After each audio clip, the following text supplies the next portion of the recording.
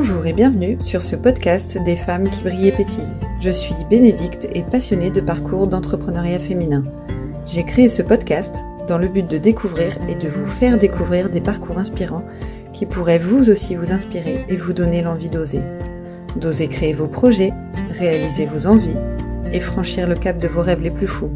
Alors bonne écoute et bonne inspiration. Émilie a 42 ans, elle est mariée et elle est maman de 2 enfants. Elle est la fondatrice de Maison Fauve, une entreprise qui réalise des patrons de couture pour femmes. Elle a commencé sa carrière en tant que chirurgien-dentiste, un métier qu'elle exercera pendant plusieurs années. C'est en voulant faire réaliser un de ses vêtements qu'elle avait dessiné que tout a commencé. Elle fait appel à une couturière, celle-ci lui propose de réaliser elle-même sa jupe. Cela lui plaira beaucoup et de fil en aiguille, Émilie commencera pour du loisir à vendre ses patrons. Ce loisir va commencer à lui prendre tout son temps, au point qu'entre son métier de chirurgien-dentiste, sa vie de famille et ce loisir, elle ne dort que 4 heures par nuit et elle se dit que ce rythme n'est pas soutenable et qu'il faut faire un choix. J'ai adoré le parcours d'Émilie, une formidable ascension d'entreprise. Elle est ambitieuse, déterminée, elle a plein de projets dans la tête, un parcours super inspirant. Je vous laisse découvrir toute son histoire passionnante et je vous souhaite une belle écoute. Salut Émilie. Salut Bénédicte. Je te remercie beaucoup d'avoir accepté cette invitation sur le podcast de Brille et Pétille. C'est un vrai plaisir pour moi. Merci beaucoup de me recevoir aujourd'hui. Écoute, la première question habituelle, est-ce que tu peux te présenter en quelques mots s'il te plaît ? Bien sûr, donc je m'appelle Émilie Faury, j'ai 42 ans. J'ai un parcours professionnel qui a beaucoup évolué et je pense qu'on va pouvoir en parler. Je suis actuellement fondatrice et créatrice d'une marque de patrons de couture qui s'appelle Maison Fauve et à titre personnel, je suis mariée et maman de 2 garçons. Ok. Oui, donc on va revenir sur ton activité aujourd'hui. J'aime bien partir d'un peu en arrière. Alors peut-être au moment qui te semble pertinent, peut-être tu nous parles de ton parcours à partir de tes études ou même avant si tu souhaites parler avant. Voilà, je te laisse choisir et nous raconter un petit peu ton parcours. Très bien. Alors, je vais passer sur la prime enfance. Juste, moi, je viens d'une famille de commerçants. Ma grand-mère et mon père avaient une pâtisserie. Ma maman travaillait à la pâtisserie, enfin c'était une entreprise familiale. Et puis après je vais jumper directement à mon parcours plus étudiant. J'ai toujours beaucoup aimé les sciences et donc ma formation étudiante s'est portée sur le secteur médical.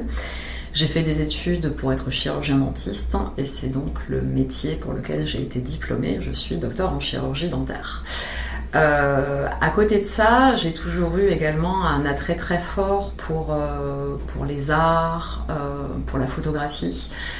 Je faisais au lycée, donc j'ai fait un bac scientifique et j'avais pour passer le bac une option théâtre et une option art plastique, ce qui était assez atypique dans ma section. C'est clair.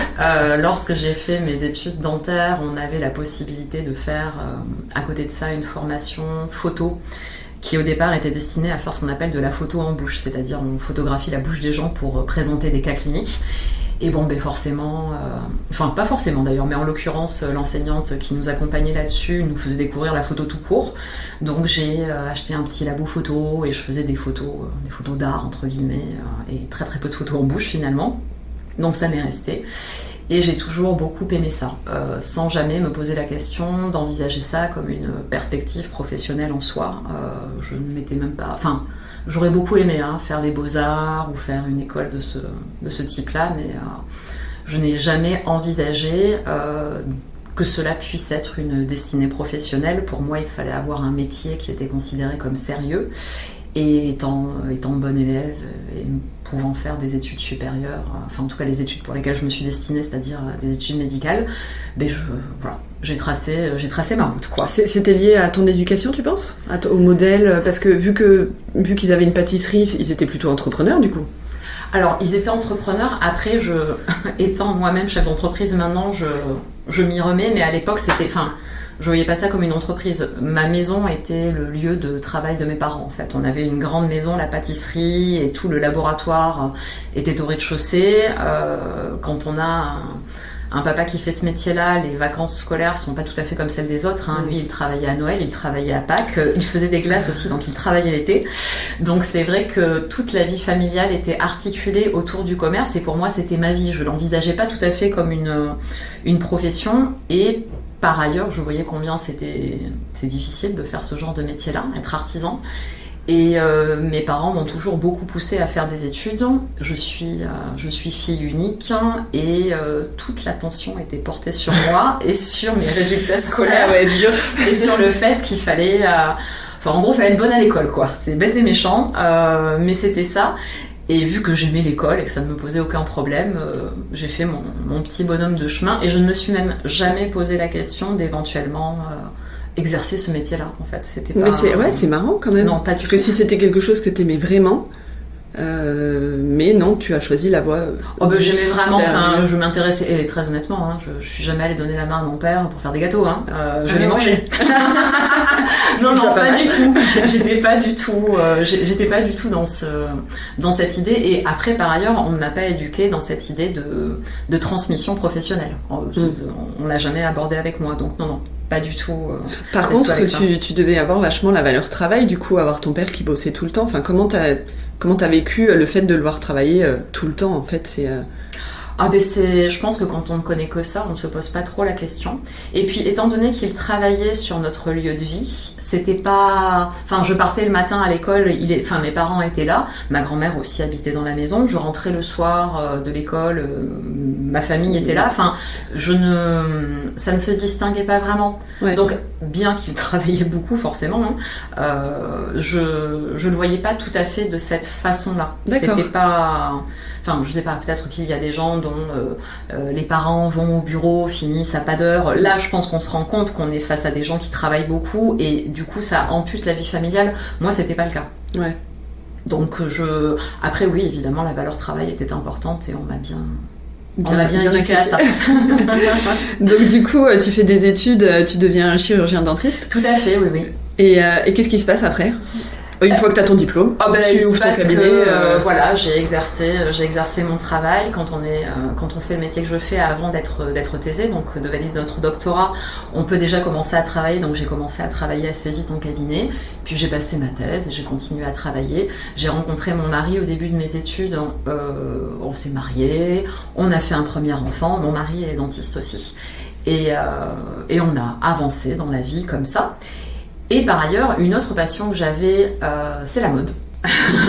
C'est la mode et le vêtement. Je l'avais depuis très longtemps, depuis petite. J'étais avec ma grand-mère, il y avait le catalogue La Redoute. Je passais des heures à regarder La Redoute. Alors chez moi, il n'y a pas la culture du magazine féminin, du Elle, du Vogue. C'était pas du tout le délire. Par contre, le catalogue, quoi. Le catalogue chez mamie. Donc, je regardais le catalogue. Je dessinais aussi beaucoup. Donc, je dessinais deux choses. Des pépettes habillées comme je voulais et des chevaux. Voilà. C'était mes deux centres d'intérêt de ma vie. Le cheval, principalement, jusqu'à mon adolescence. Et après, plus la fringue, forcément. Quand on passe en fin de collège au lycée, on a envie de s'habiller. Découvre ça. On a envie d'explorer un peu. En tout cas, moi, j'avais envie, ça m'intéressait. Et du coup, la mode m'intéressait aussi beaucoup. Et quand je suis devenue dentiste, j'ai pu acquérir un certain pouvoir d'achat et du coup, me faire plaisir avec les vêtements, les sacs, les accessoires, laisser libre cours à ça. J'ai rencontré pendant mes études dentaires aussi des filles qui sont devenues des amies, toutes mes amies, quoi, qui, elles, étaient beaucoup plus aguerries à ça, à la fringue, à la mode. Une avait des parents qui avaient une boutique, donc là où j'aimais le vêtement sans trop me poser la question ni des marques, ni de tout ça, j'ai découvert l'univers de la mode à proprement parler. Et l'univers de la couture, mais pas de la couture, l'activité, la couture, la haute couture, en fait. Les maisons de couture, les créateurs. Toi, tu faisais pas forcément de couture. Pas du tout. C'est même pas forcément. C'était plus, toute la mode. C'est la couture, mode, l'univers des métiers de la couture et de l'artisanat et l'artisanat autour de la couture qui m'a beaucoup intéressée. Et donc, j'ai été enceinte de mon deuxième enfant et j'étais arrêtée, j'étais dans mon congé maternité. Et j'avais du temps à utiliser, et je me suis dit tiens, j'aimerais bien dessiner une fringue et me faire une fringue que j'aurais dessinée. Voilà. Et j'ai contacté une couturière, j'avais digué sur internet pour trouver quelqu'un qui proposait ce genre de prestations-là, une couturière qui acceptait de faire des vêtements choisis par la cliente et pas à partir de modèles existants. J'ai rencontré cette couturière, j'étais enceinte jusqu'aux yeux, et elle m'a dit c'est dommage quand même de pas essayer vous, quoi. Je vais vous plaisanter. Essayer quoi exactement? De quoi on parle là? De que toi tu fasses la couture de ton vêtement. Et non seulement que je fasse la couture, mais que je le dessine avec elle, que je fasse le dessin technique, donc ce qu'on appelle le patron, du vêtement en question, qui était une petite jupe. Je fais pourquoi pas, en fait. Honnêtement, elle me dit, de toute façon, c'est un forfait de 10 heures. Que je le fasse moi ou qu'on le fasse ensemble, toutes les deux, c'est pareil, essayons. Donc j'ai essayé une première séance, elle m'a montré des rudiments de patronage pour pouvoir reporter ma jupe. Elle m'a montré comment fonctionnait une machine à coudre, je n'en avais jamais touché une de ma vie. Et donc j'ai découvert ça, j'ai trouvé ça super. En plus, il faut savoir qu'en tant que dentiste, on a une capacité naturelle à distinguer le travail du pied et des mains. C'est le cœur de notre métier. Donc activer une pédale pendant que les mains exercent une activité, c'est ce qu'on fait toute la journée. Ah ouais. Et ouais. Donc par conséquent, la prise en main de la machine a été, ça a duré 1 heure, quoi. Le temps que je reprenne comment ça marchait. Et ça a été très simple. On est aussi aguerri à travailler de manière minutieuse et sur des choses très petites. Enfin, en gros, même si jamais le grand écart semble énorme, en réalité, il y a quand même quelques points communs entre les deux sur la minutie des choses et. C'est ça. Ah, c'est intéressant. Donc c'est vrai que du coup, en tout cas, ma formation professionnelle me permettait, si tant est que j'en ai le goût, de pouvoir facilement accéder à cette activité couture, quoi. Et donc on a fait tout le projet ensemble, j'ai trouvé ça super, on a fini les 10 heures, je suis rentrée chez moi avec ma jupe que je pouvais pas enfiler parce que j'étais enceinte, mais c'est pas grave, je l'avais faite, j'étais bien contente, et du coup j'ai commencé à me chauffer, ma maman avait une machine à coudre qui dormait dans un placard, bref, je lui ai demandé qu'elle me la prête. Et je me suis chauffée, j'ai fait 3-4 bavoirs, je suis allée voir des tutos sur internet, j'ai acheté des patrons de couture de vêtements, parce que ça c'est pareil, hein, quand on ne connaît pas cet univers-là, on ne s'imagine pas de quoi on parle en fait. C'est-à-dire que c'est une communauté énorme. Le monde de la couture, alors moi quand j'ai commencé, c'était il y a 9 ans, était beaucoup moins dynamique qu'il l'est maintenant, mais malgré tout, il y avait des créatrices de patrons, donc comme une créatrice de mode, une créatrice de patrons présente des collections de vêtements à coudre. Donc j'ai découvert ça, je trouve ça très cool. J'ai cousu un petit peu ces patrons-là, j'ai acheté des magazines aussi, on en trouvait déjà pas mal dans les chaînes buralistes, là maintenant il y en a encore plus.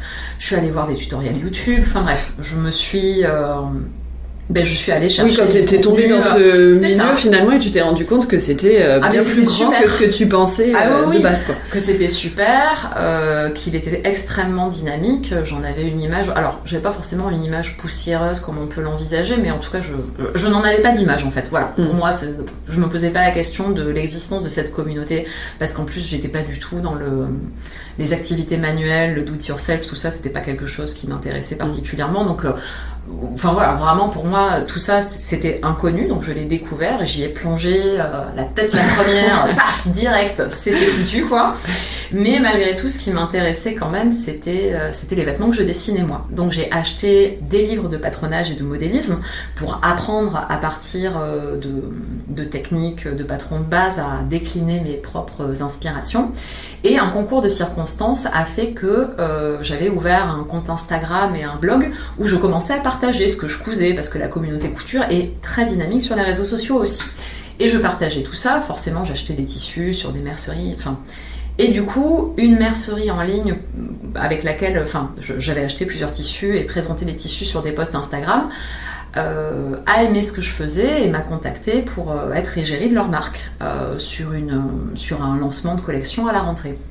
Moi, par ailleurs, j'avais commencé à développer mes quelques petits patrons pour moi. Et un autre concours de circonstances, parfois les planètes elles s'alignent bien, faisait que des très bons amis à moi ont une boîte qui crée des sites internet et venaient de racheter une imprimerie. Et sur une discussion de printemps en terrasse, à boire des coups, ils me disent ah super ce que tu fais, tu veux pas lancer une marque de fringues? Je fais ça va pas, non, une marque de fringues, enfin non. Ils disent alors mais tu fais quoi en fait? Tu fais des patrons, un truc, et tu veux pas lancer ça ou tu les achètes tes patrons? Et du coup je me dis pourquoi pas en fait. Et portée par l'échéance de me dire je vais avoir cette campagne pour laquelle je vais être présentée à la communauté couture par la communauté de cette mercerie, je vais avoir une fenêtre de visibilité et pourquoi pas en fait, essayons. Donc j'ai contacté une modéliste pour m'accompagner sur la création des patrons, mes amis m'ont accompagné pour me créer un premier petit site marchand auquel était accolé mon blog et pouvoir avoir une plateforme de vente. Du coup, tu vendais tes patrons, c'est ça. D'accord, ok. Voilà, ça a commencé. Parce que toi, tu dessinais avec une modéliste qui m'a aidé à les tracer, à les digitaliser, donc à les mettre sur un support qui permettait derrière de les faire imprimer chez mes potes.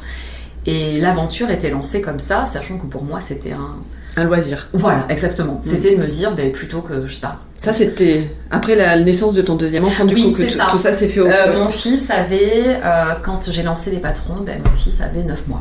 D'accord, ok. Ouais, il était petit tout encore, le deuxième. Et donc du coup voilà, ça a commencé comme ça s'est vachement bien passé. Du coup j'en ai profité. J'ai cousu mes propres patrons en partie pour la campagne de la mercerie. Ouais. Du coup ça a permis d'avoir des belles photos et un relais des produits par l'intermédiaire de cette mercerie qui avait une jolie communauté. Et l'aventure a commencé comme ça. Je vais passer très vite. Parce que ça s'est fait petit à petit, mais ça a pris des proportions auxquelles je ne m'attendais pas. Très rapidement, j'ai continué à développer d'autres patrons, puis j'ai des merceries qui ont commencé à me contacter pour vendre les patrons que je développais. C'est dingue l'ascension que ça a pris. Surtout sachant que par ailleurs j'avais 2 enfants et le cabinet dentaire. Et oui, justement, pas travaillé en fait. Justement, c'était ça ma question. T'avais repris ton travail du coup à un moment donné. À un moment donné, au bout de 3 mois, il fallait bien. Non, il n'y a pas de quand on fait le métier que je fais. Enfin après, on s'organise comme on veut, mais moi j'avais pas la possibilité de manière aisée de poser un congé parental ou d'aller au-delà du congé maternité légal. Donc j'ai repris le travail, je me suis occupée de mes enfants, j'ai mis en place ça. Et ça me chauffait vachement, ça me plaisait beaucoup, j'étais super contente. Et puis quand on voit que ce que l'on crée génère de l'intérêt, c'est très plaisant, c'était très cool. Donc petit à petit, la marque a grandi. J'ai été contactée par des magazines aussi pour faire des partenariats. Donc j'ai eu des patrons qui ont été proposés gratuitement sur des espèces d'opérations de visibilité par le magazine Modes et Travaux, par Marie-Claire Idé. Et les choses ont grossi. Et au bout d'un moment, il a fallu se poser la question de faire un choix, parce qu'il faut dormir dans la vie. Voilà, si jamais je peux donner un conseil aux auditrices et aux auditeurs, le sommeil, c'est important. Ah non, mais entre ta vie de famille, ton métier et ce loisir, au départ, ça devait être chaud. Ah c'était du H24, littéralement. C'est-à-dire que je dormais 4 à 5 heures par nuit pour pouvoir... Parce que ce qu'il faut bien voir quand même, c'est que... ce qu'il faut bien voir... Peut-être qu'il y a plein de gens à qui je vais pas faire découvrir un truc incroyable, mais moi, mes clientes, certaines étaient au courant du fait que c'était une seconde activité, d'autres ne l'étaient pas, et 100% d'entre elles, pour elles, la question ne se posait pas d'avoir un service rendu rapide, des expéditions faites dans les temps, des réponses aux messages de service client. J'avais les merceries pro aussi, où c'est pareil, qui me demandaient, qui me passaient commande. Donc, il n'est pas question, quand on développe un business, de sortir l'excuse du « oui, mais pardon, moi j'ai une vie de famille et j'ai un premier travail à côté, donc je fais de mon mieux ». C'est le problème de personne. Elles s'en fichent. Et puis elles ont raison. Moi-même, en tant que cliente, oui, t'as pas à savoir. Non, j'ai pas à le savoir. T'as juste envie d'avoir ton produit, quoi. C'est ça. Donc du coup, j'avais ce souci-là et qui devenait de plus en plus grand. Sur la dernière année et demie où j'étais encore au cabinet et où je continuais à développer l'activité, j'avais fait un concours d'entrepreneur sur la ville de Lunel où est basée Maison Fauve, et j'avais gagné un accompagnement pro par une pépinière d'entreprise, et du coup je sentais bien que j'atteignais mes limites physiques littéralement sur ce que j'étais capable de faire. On me conseillait de prendre quelqu'un pour m'accompagner, un associé, mais c'est pareil, les gens ils grattent pas à la porte en disant « Oh mon Dieu, votre entreprise est formidable, prenez-moi comme associé s'il vous plaît !» c'est quand on n'a pas le temps de rien faire, on n'a pas non plus le temps de rencontrer les gens.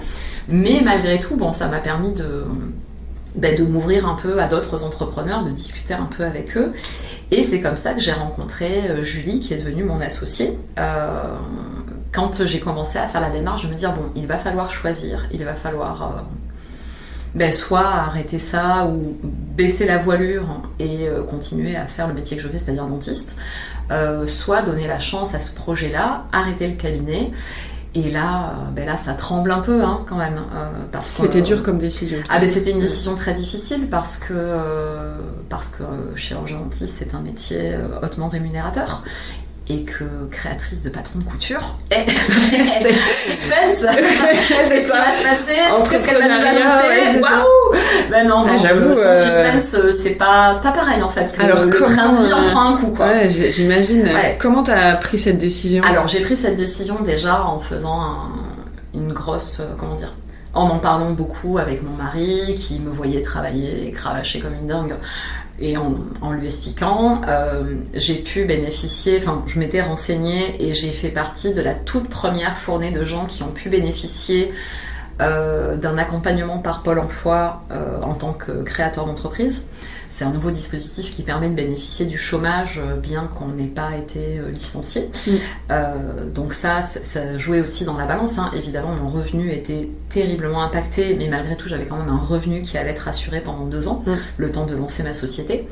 Et puis j'ai rencontré Julie qui en fait travaillait dans la structure où j'étais accompagnée, dont le métier était d'accompagner les entrepreneurs dans leur projet entrepreneurial, de les accompagner sur des recherches de financement, sur tout un tas de leviers à mettre en place. Julie a une grande connaissance de l'entrepreneuriat et de tout ce qui permet de faire qu'une entreprise progresse, grandit et s'agrandit. C'était une vraie chance du coup. Et ouais, c'était une vraie chance, surtout que j'y allais pour faire un peu le bilan et pour dire moi je vais arrêter mon boulot de dentiste. Comment je peux faire pour passer à la vitesse supérieure sur mon travail d'entrepreneur. Et donc on a parlé, et puis à la fin de l'entretien, elle s'est elle-même présentée en disant mais voilà, moi c'est Julie, et je trouve que ce que vous faites c'est formidable, et j'aimerais bien vous rejoindre sur ce projet. Et je suis restée un peu con. En gros, c'était la conseillère qui se demandait. Ouais, c'est clair. Je suis super. Ok, je vais réfléchir. Et du coup, Julie m'a accompagnée pendant plusieurs mois de manière de plus en plus intense. Déjà parce qu'elle aussi allait quitter son métier pour rejoindre en tant que salariée, en plus d'associer la société. Donc, je pense qu'elle voulait voir un peu où elle mettait les pieds, ce qui est normal. Moi, j'avais besoin aussi de savoir, cette personne avait l'air formidable et très motivée, mais est-ce qu'on serait capable de travailler ensemble? C'est une donnée importante. Et au bout de plusieurs mois comme ça, où elle m'a accompagnée, où elle faisait un salon avec moi, où elle m'aidait sur la préparation des commandes, la gestion du SAV, on a bien vu qu'on fitait bien au niveau pro, que ça se passait hyper bien. On a quitté toutes les deux notre travail et on a créé la société. Donc on a fait vraiment un vrai montage de société en SAS. Et ça, c'était au début du Covid. Ah ouais, le fameux qui revient toujours. C'est ça. Donc en gros, moi j'ai quitté le cabinet et Julie a quitté son taf. C'était fin février, on était confinés en mars. Ah mais oui. Et là c'est chaud quoi. Ah ouais. On se dit waouh, qu'est-ce qui va se passer? Et bien il s'est passé que Maison Fauve, c'est une parce que du coup on n'a pas trop présenté ce que c'est. Oui, oui, c'est clair, c'est important de le dire. C'est ça. Donc du coup, à l'époque en tout cas, on vendait en ligne, donc j'avais une plateforme de vente en ligne, un e-commerce, et on vendait en direct à des particuliers des patrons de couture. Et du coup, pendant la période du Covid, là aussi je vais assez vite, mais en gros le commerce digital a connu une espèce d'essor formidable. Les gens ont découvert qu'ils avaient des machines à coudre dans les placards, les ont sortis pour coudre des masques et coudre ce genre de choses. Et nous, avec Julie, on s'est dit, oh punaise, on a lancé une chaîne YouTube de tutos de couture autour de nos patrons. Et au cours d'autres éléments aussi, plutôt les patrons les plus faciles qu'on avait. Moi, j'avais développé plus d'1 an avant un patron de calots de bloc, en fait, de calots de chirurgie, dont je me servais moi pour travailler.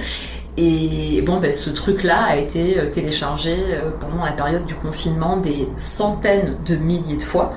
Il y a eu une espèce d'explosion du truc parce que c'était un des rares dispositifs que les hôpitaux autorisaient les soignants à utiliser en l'ayant confectionné eux-mêmes en fait. D'accord. Donc j'ai eu des partages sur des blogs médicaux, paramédicaux. J'ai reçu des photos de services entiers. Il y avait une nénette dans le service qui savait coudre, qui avait cousu pour les 35 personnes du service le fameux calot. Enfin bref, ça a fait une espèce d'effet d'appel sur le site et sur la chaîne YouTube qui était complètement inattendu.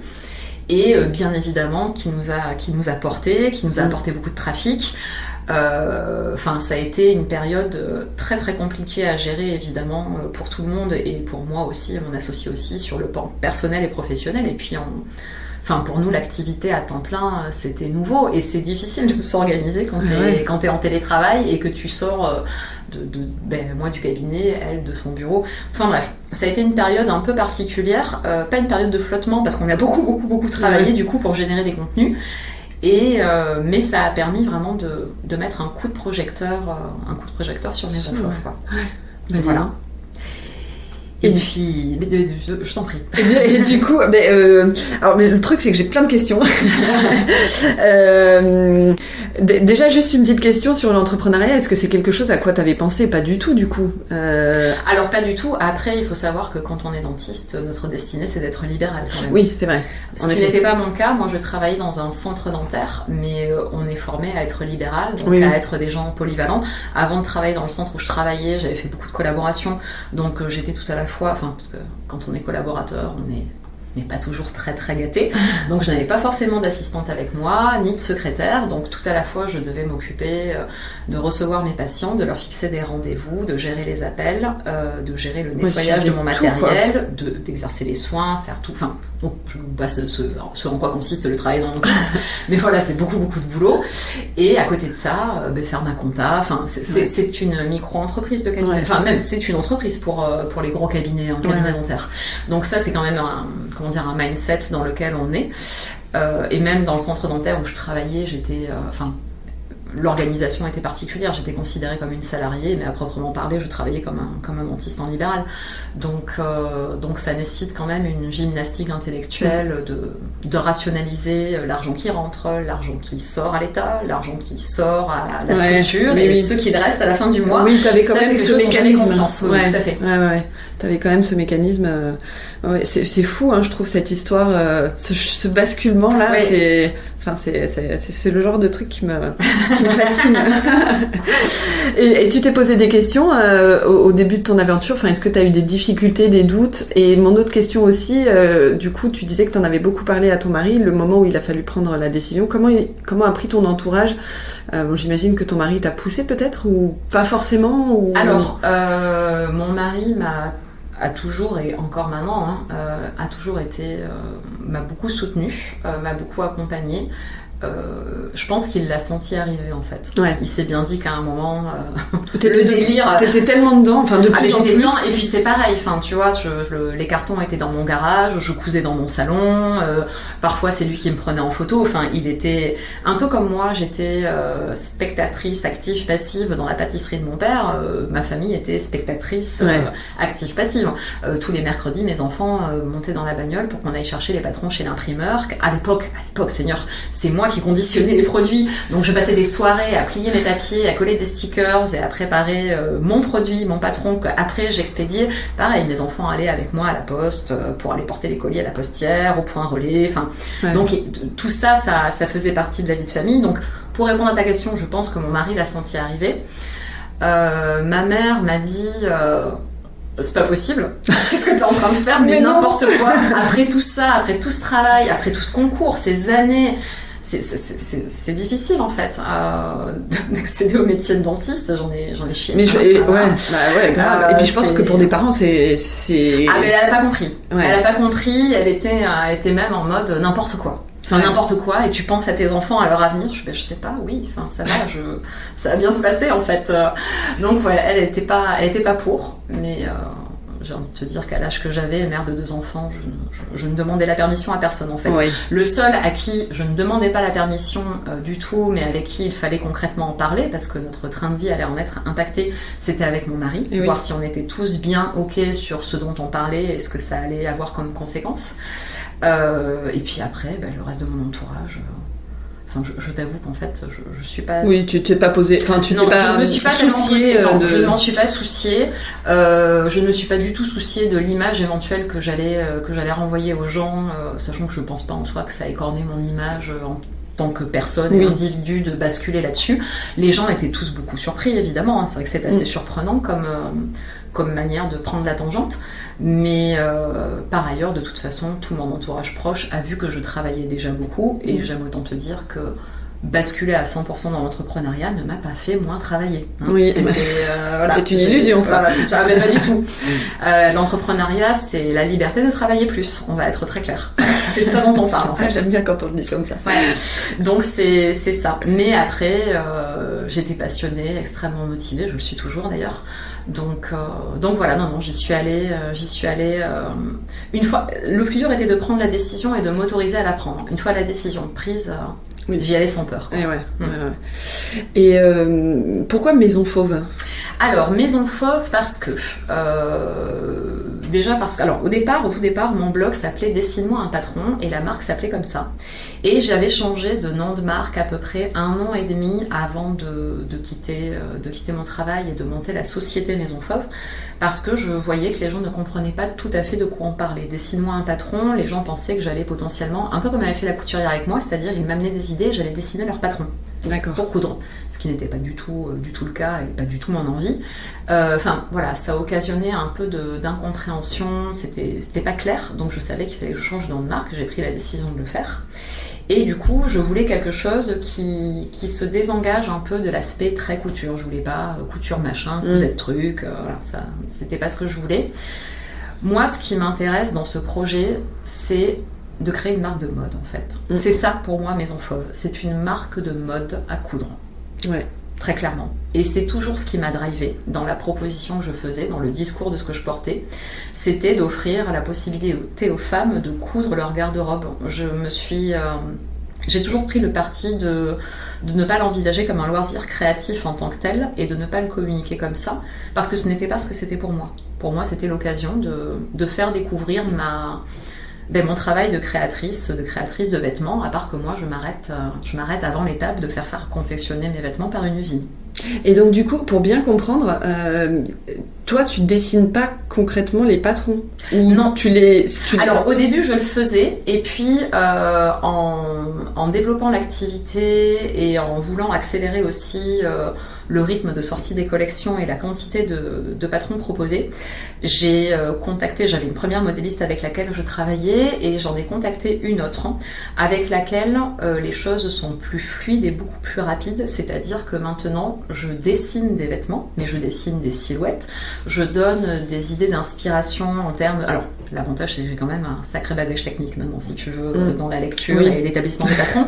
Donc je suis très précise sur ce que je veux, sur le détail que je veux, comment il va être construit, en quoi ça va consister, c'est-à-dire la pièce de patron en tant que telle, à quoi elle va ressembler pour obtenir ce résultat, et les cotes, etc. Enfin, tout un tas d'infos que je donne à la modéliste avec laquelle je travaille, qui est une personne formidable et avec qui on se comprend. Elle est à Bordeaux, moi je suis à côté de Montpellier. On ne s'est jamais vu en vrai. Ah, c'est marrant, ça. On travaille à distance, mais on parle exactement le même langage. Elle a la même sensibilité à la mode que moi. Enfin vraiment, on se comprend hyper bien. Et du coup, ça m'a permis d'aller beaucoup plus vite. Avant, c'est moi qui montais les prototypes. Maintenant, elle élabore les premiers protos qu'elle m'envoie. Je remonte derrière le prototype pour m'assurer que tout va bien sur la gamme de montage et faire les ajustements éventuels sur les patrons. Elle m'envoie le patron digitalisé que j'imprime en patron test. On développe tous les tests sur toutes les silhouettes des testeuses pour s'assurer, parce que nos patrons gradent du 34 au 52. Donc il faut s'assurer que le vêtement va fitter sur l'ensemble des silhouettes et que la gradation est convenable pour toutes les silhouettes proposées. Et du coup, on travaille comme ça, toutes les deux. Donc non, moi, je ne fais pas ni le tracé des patrons à proprement parler, ni la gradation, c'est-à-dire le fait d'éclater le patron de base dans toute la gamme de taille. Ouais, d'accord. Voilà. Bah dis donc. Je suis impressionnée par l'ascension que la chose a pris. Enfin, t'as dû apprendre... là, ça fait 9 ans, c'est ça Oui, ça fait 9 ans que j'ai commencé à coudre. Et que du coup, t'es passée en société avec ton associé et tout ça. Ça fait 3 ans. Là. Ah ouais, 3 ans. Ouais. Ah oui, c'est assez récent. Oui, mais on est en tant que société, et oui, on est une jeune entreprise. Tu disais c'était le début du Covid. Ouais, t'as dû apprendre vachement, enfin, en fait, en termes d'organisation d'entreprise même, tu vois, parce que du coup, vous travaillez à combien chez Maison Fauve? Alors, très rapidement, après qu'on se soit associés, on a pris un alternant pour s'occuper du versant commercial B2B, c'est-à-dire la vente aux professionnels. Puis on a embauché Manon qui est notre traffic manager parce que donc on a une plateforme de vente en ligne, on est très actif sur les réseaux sociaux, sur YouTube et sur notre site évidemment. Donc on a embauché quelqu'un dont le travail était de piloter tout ce qu'on appelle les campagnes en ads, c'est-à-dire les campagnes sponsorisées sur Google, les réseaux sociaux et tout ce sur quoi on peut annoncer en fait sur le digital. Et par ailleurs Manon, qui est toujours avec nous, nous accompagne aussi sur l'entretien du site, son optimisation, le SEO, enfin tout ce qui fait qu'une boutique en ligne est optimisée, fonctionne bien, parce que ça fait partie de notre métier. On est un commerce digital, donc il faut qu'on soit performant sur le digital. Donc Manon nous a rejoints. Ensuite, on a Amanda qui est venue pour le poste de préparatrice de commandes. Jusque-là, c'était Julie beaucoup et moi aussi un peu qui préparions les commandes et assurions le SAV et tout ça. Amanda est venue pour faire la préparation de commandes. Puis, il y a eu Marine qui était notre community manager, donc pour m'accompagner sur la gestion des réseaux sociaux, parce que la communauté devenait de plus en plus grosse et que je n'étais plus en capacité physique de répondre à tous les messages et d'interagir correctement avec la communauté. Donc on a une community manager qui nous a rejoint également, qui m'accompagnait là-dessus. Moi je suis toujours celle qui reste en charge du rédactionnel. C'est-à-dire que tout le contenu écrit de Maison Fauve, sur le site, les fiches produits, les brochures, les réseaux sociaux, c'est moi qui le rédige. On a un webzine aussi qu'on sort 2 fois par an, c'est moi qui le rédige aussi. La rédactrice en chef du magazine, c'est moi qui fais tout le contenu. Je suis accompagnée, j'étais accompagnée un peu par Marine et aussi par Amanda pour la collecte d'informations et pour aller chercher des images et ce genre de choses. Mais au final, tout le contenu éditorial, c'est moi qui le rédige. Donc la community manager, son rôle, c'est d'organiser la mise en avant des contenus, en fait. Ouais, ok. Voilà. D'accord. Et ensuite, il me manque qui, là ? Donc, je récapitule, parce que moi-même, je ne sais plus où j'en suis, parce qu'on a eu des changements dans l'équipe. Les postes sont toujours les mêmes, mais il y a eu des changements d'équipe. Donc, on a une community manager, une traffic manager, une préparatrice de commandes, Julie qui est en poste de tout ce qui est gestion, administration et pilotage dans le dur de la société. Moi qui suis en charge de l'image, enfin tout, en gros tout ce qui fait l'essence de Maison Fauve, de manière très, très synthétique. Le commercial, qui est après devenu la commerciale. Et après, là ça fait pas très longtemps, on a décidé de se mettre sur le Royaume-Uni. On a développé un site, un site un peu miroir du nôtre pour adresser spécifiquement les UK. On a créé un site Maison Fauve UK. Du coup, Amanda, qui est anglaise, a basculé pour prendre en main un peu la partie com et gestion des réseaux sociaux et pilotage du développement sur les UK. Et on a embauché une nouvelle préparatrice de commandes. D'accord. Et j'espère que j'oublie personne. Ouais, donc vous êtes une petite dizaine. Un peu moins, on est 7-8. Ah ouais, quand même. Ah mais oui, je suis trop bête évidemment. Je suis débile. On a embauché une couturière aussi. Ah, oui, d'accord. On a embauché Florence, je savais que j'oubliais quelqu'un. On a embauché Florence, la pauvre. Bah, du coup, c'est celle qui réalise pour que vous testiez, c'est pas ça? Du tout. Ah non, pas du tout, rien à voir. Alors, la couturière est venue parce qu'on fait beaucoup de shooting et que donc il y a des garde-robes à décliner. C'est-à-dire que moi, les vêtements, ils n'arrivent pas tout près de l'usine, ils sont pas sur des cintres pour les enfiler sur mes mannequins. Il faut les coudre, les garde-robes des mannequins. Donc, et puis il faut qu'on couse tous les vêtements qu'on présente. Il faut beaucoup de récurrence de contenu, donc beaucoup de vêtements nouvellement cousus. Entre-temps, on s'est mis à vendre du tissu, de la mercerie, des boutons, tout ça. Ouais. Donc il faut présenter tous les produits. Enfin, il y a beaucoup de travail de confection pour présenter nos produits. Du coup, Florence nous a rejoints pour faire tout ce travail-là. Et la phase de test, par contre, des patrons m'est toujours dévolue. C'est-à-dire que je suis toujours la première personne qui va montrer les patrons quand on reçoit les premiers protos, parce qu'il faut que je les vérifie déjà, mais m'assurer que tout est OK sur le patronage. Et ensuite, parce que c'est en montant les patrons que je suis en capacité de faire la gamme de montage, c'est-à-dire le livret illustré qui va accompagner le produit patron pour que les couturières sachent comment on va coudre le modèle. D'accord. Et après, c'est aussi moi qui couds. On a des tutos vidéo pour toutes les vidéos qu'on met en ligne sur YouTube pour accompagner les couturières, et c'est moi qui couds pendant les tutos vidéo. D'accord, ok. Voilà. Bah, ouais. Et là, on a aussi donc notre community manager est parti, a eu un bébé, et on a une alternante qui la remplace, qui est Laurie, qui est là aujourd'hui. Ouais, donc vous êtes... On est 8. Ouais, voilà, ok. Je viens on est 8. C'est bien, c'est parfait. On sait que le monde de l'entrepreneuriat, c'est hyper chronophage. Enfin, bon, on l'apprend à personne, on le dit depuis tout à l'heure. J'allais dire, t'arrives à t'organiser, avec tout ça, comment t'arrives à t'organiser ou... Après, on sait très bien qu'une entreprise, c'est tout le temps, quoi. C'est H24. Est-ce que t'arrives quand même des fois à déconnecter? Non, jamais. Jamais? Non, jamais, parce que je suis la personne qui crée les produits et que le processus créatif, je pense qu'il y a des créatifs et des créatifs qui nous écoutent, il est nourri de tout et il ne s'arrête jamais.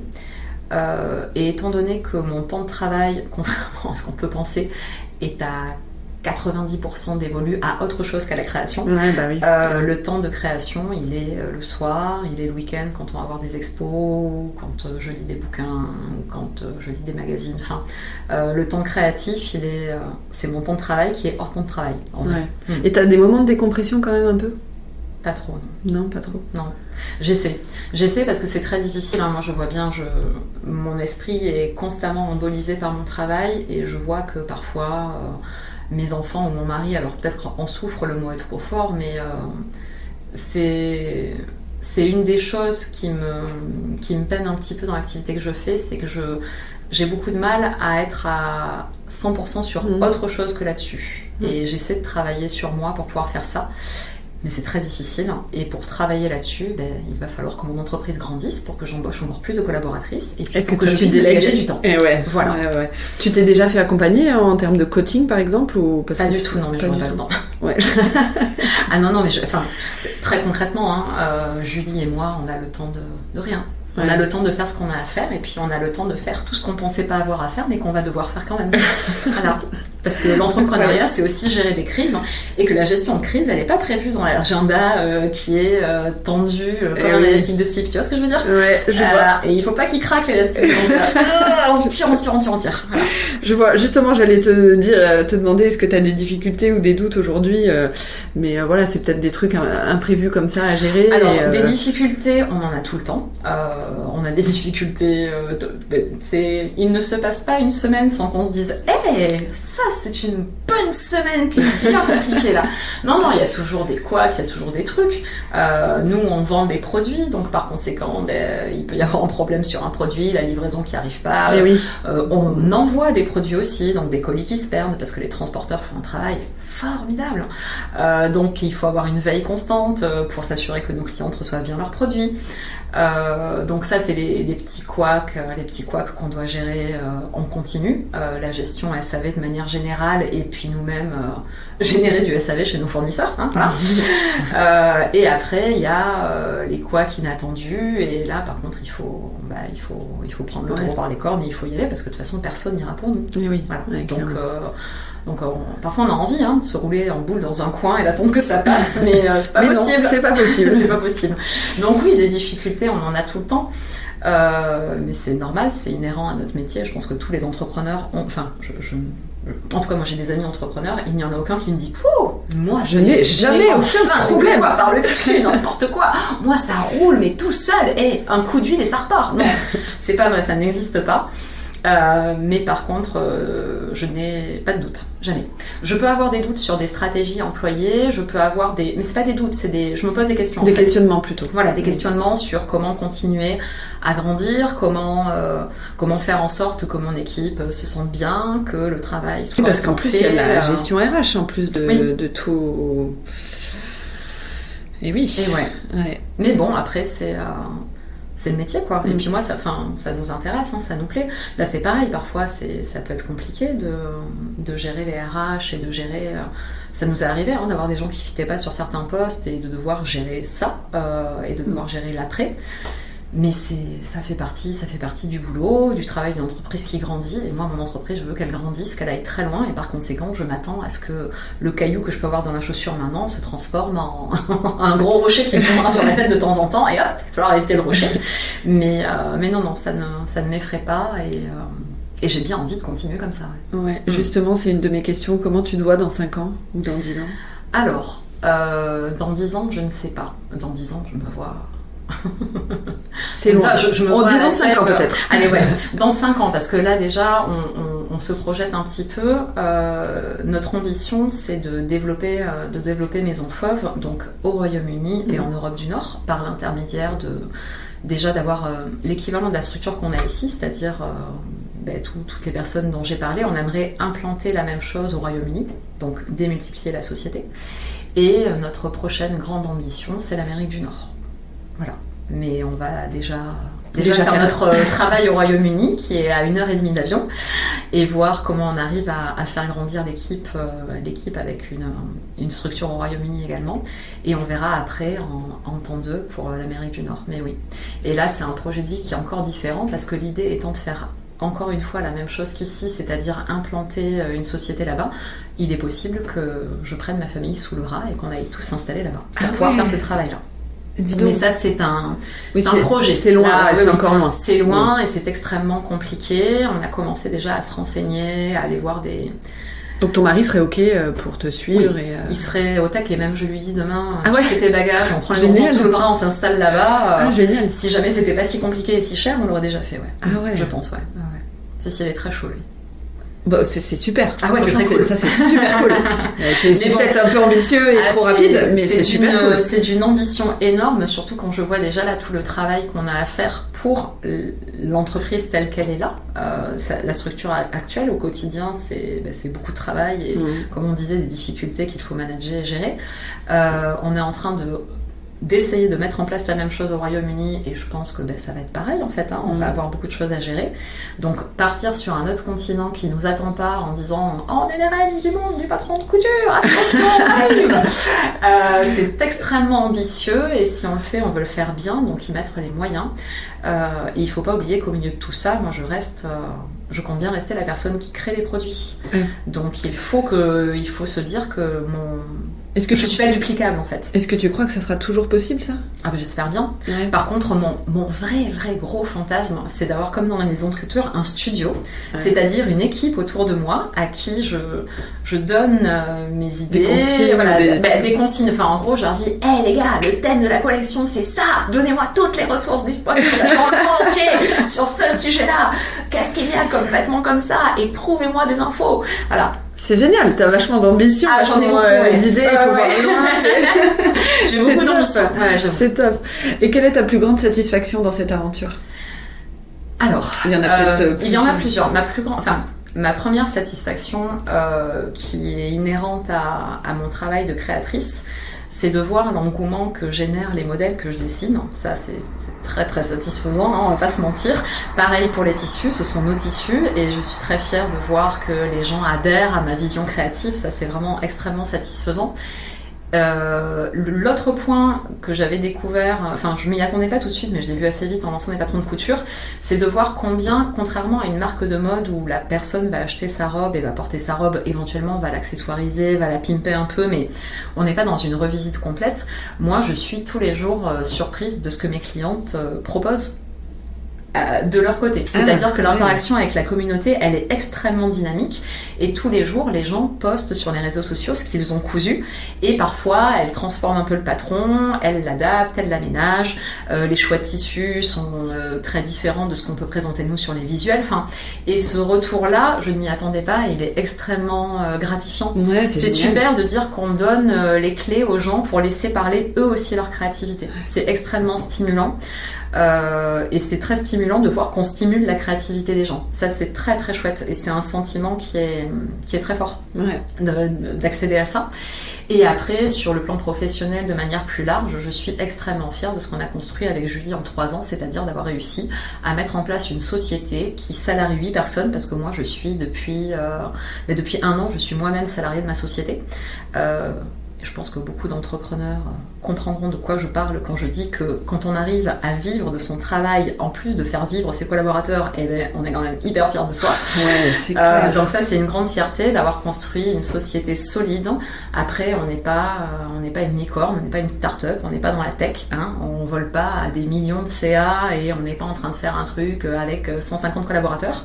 Mais à notre échelle, à nous, je trouve qu'on a une belle aventure, qu'on construit une belle entreprise saine, qui grandit à son rythme, mais on y met tellement d'énergie et tellement tout ce qu'on a, parce que c'est pareil, hein, Julie aussi, hein, sa famille, elle mange, elle dort et elle vit maison femme. Hein.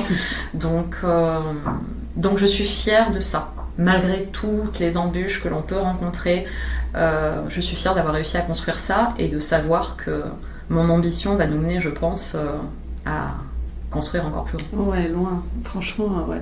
C'est... J'en reste bouche bée. Quel conseil tu pourrais donner à des personnes qui vont écouter cet épisode et qui voudraient se lancer dans des projets mais qui n'osent pas? Alors, c'est difficile. Je vais leur en donner plusieurs.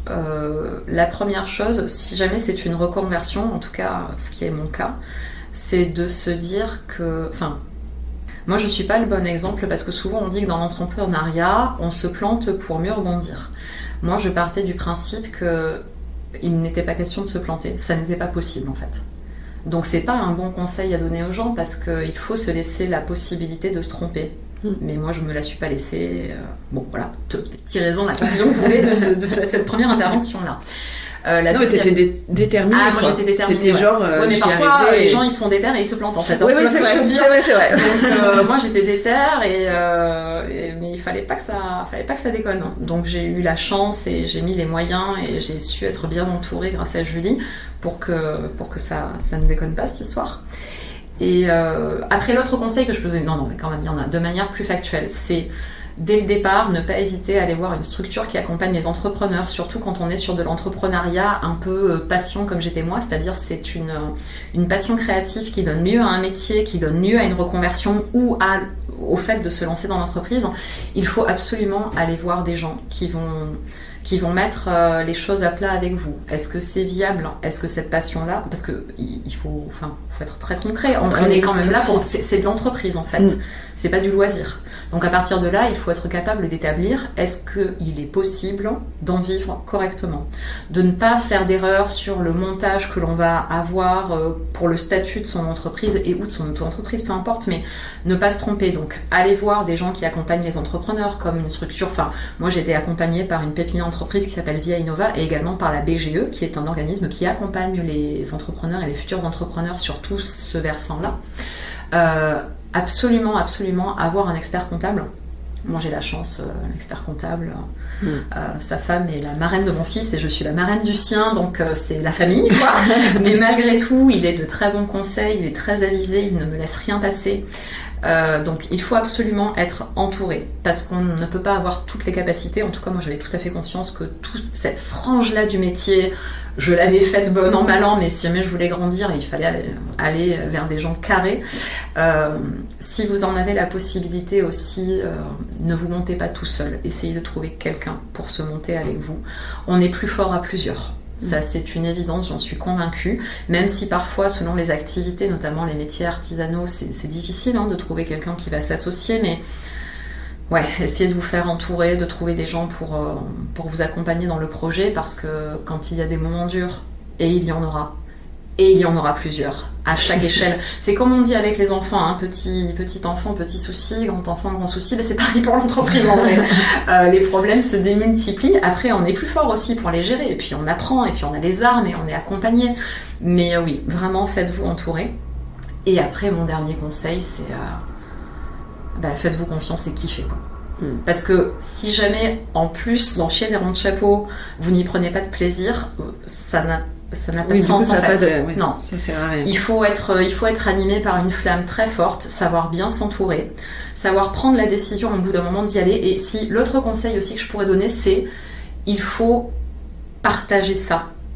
Partager littéralement, c'est-à-dire que à un moment on n'est pas en capacité de tout faire et il faut accepter. Moi clairement, je sais qu'on nous a beaucoup dit qu'on était très ambitieuse très tôt d'avoir des salariés. c'est évident que, oui, on gagne beaucoup moins d'argent si jamais on a des salariés, mais par contre, on grandit. C'était un choix stratégique en fait que vous avez fait. Bien sûr. Donc pour moi, les gens qui hésitent, qui rechignent alors qu'ils ont du travail par-dessus la tête à prendre un salarié, posez-vous la bonne question. Est-ce que vous ne le prenez pas parce que vous n'êtes pas en capacité de lâcher une tâche ? Et dans ce cas-là, j'ai le regret de vous dire que vous risquez d'être limité dans votre développement. Ou est-ce que vous ne prenez pas un salarié parce que vous ne serez pas en capacité de le payer ? Dans ce cas, il va falloir que vous revoyiez votre business model. Voilà, j'ai été très concrète sur le sujet, mais vraiment, il faut le penser comme ça. Pour de vrai, sinon vous aurez du mal à tenir sur la distance. Non, mais c'est vrai que c'est un vrai choix stratégique et du coup, j'aime beaucoup cette idée de prendre quelqu'un pour grandir après, pour pouvoir se déléguer, faire autre chose. Et puis être accompagné sur des compétences qu'on n'a pas. Oui, clairement, c'est sûr. Ouais. Et dernière question, est-ce que tu as un mantra qui te motive au quotidien, une phrase qui te booste, quelque chose à quoi tu penses régulièrement? Alors, on a un mantra dans l'équipe, la gagne. Ah ouais. C'est ça se résume à ça. Quand on est face à un truc, parce que là vous voyez pas comment sont les bureaux, mais en fait on en a 2 ateliers. Un côté qui est plus logistique, préparatrice de commandes, et où il y a l'atelier de la couturière, et là le côté plus bureau. Plus bureau. Et ce sont des open space. Et en gros, quand on sait qu'on a une sortie collection, un lancement d'un truc, on est toutes là, on est en mode la gagne quoi, les filles, la gagne, on lâche rien quoi, la gagne, c'est ça, la gagne. Ouais, j'aime bien. Mais d'ailleurs, juste pour finir, j'étais étonnée en fait de voir que c'était à Lunel. Tu vois, je sais pas. Quand on m'a parlé de toi, voilà, les ateliers sont à Lunel. Extraordinaire. Bah oui. Après, de toute façon, nous. Faut bien être quelque part après, de toute façon. Déjà, il faut bien être quelque part. Moi, j'habite à côté de Lunel. Toute l'équipe est gravite autour de Lunel.